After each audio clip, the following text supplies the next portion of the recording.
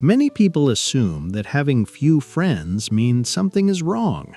They think it signals loneliness, social failure, or an inability to connect.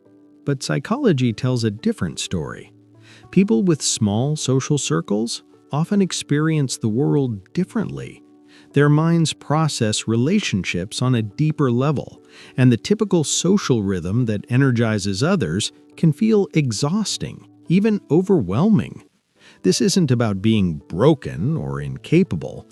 It's about how your brain protects your clarity, your emotional energy, your inner peace.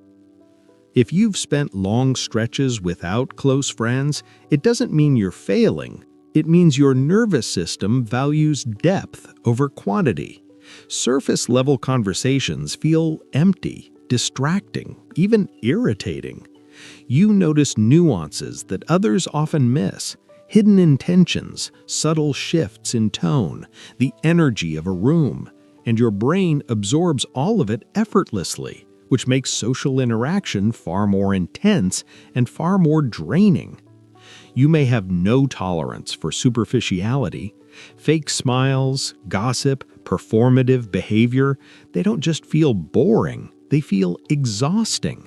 You instinctively detect inconsistency, emotional dishonesty, long before anyone else does. This sensitivity is not antisocial behavior, it's your brain protecting your inner world. You prefer quiet, meaningful moments, even if it means being alone. And you don't avoid people because you dislike them, you avoid connections that lack substance.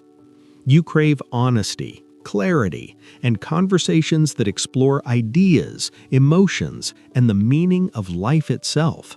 Small talk drains you because your mind disengages from anything that doesn't nourish it. You are selective, not out of arrogance, but out of self-preservation. Your solitude is a reflection of your standards, not your social capability. Some brains need longer recovery after social interaction. Each conversation, no matter how small, demands more from your emotional and cognitive energy than it does for others. While extroverts feel energized by company, you require stillness. Solitude is not punishment, it is recovery. It is a space where your mind can process, recharge, and return to clarity. Independence is another defining trait. You don't rely on others for validation or emotional support. Your confidence, your stability, comes from within.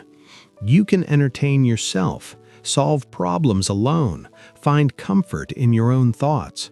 Solitude is not emptiness. It is the landscape where your mind functions at its best. While others seek constant connection, approval, stimulation, you are self-sustained, and that is rare. Past experiences often shape this careful approach. Betrayal, disappointment, neglect, repeated mistakes by others all teach your mind one lesson: trust is earned, not given. You observe, reflect, and allow people in slowly. This caution is not paranoia, it is self-respect. A high trust threshold protects your emotional space.